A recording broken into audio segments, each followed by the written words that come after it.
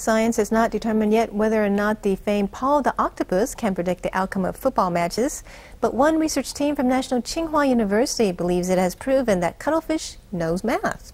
They can tell that 2 is greater than 1 and 5 is greater than 4.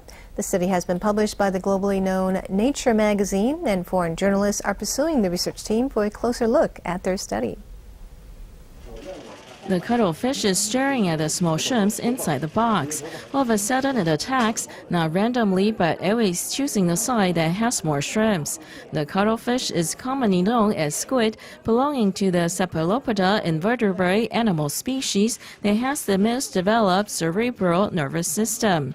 Cuttlefish can become emotional and may rush and push things around when they are agitated. Cuttlefish are smart too. A National Tsing Hua University research team has found that cuttlefish can tell that 2 is greater than 1 and 5 is greater than 4. They also take longer time to figure out when the amount is greater, which may be proof that cuttlefish can count. The Cuttlefish Knows Math research has been published by the world-renowned Nature magazine. Several foreign media, including Discover magazine, are interested in interviewing the Tsing Hua team.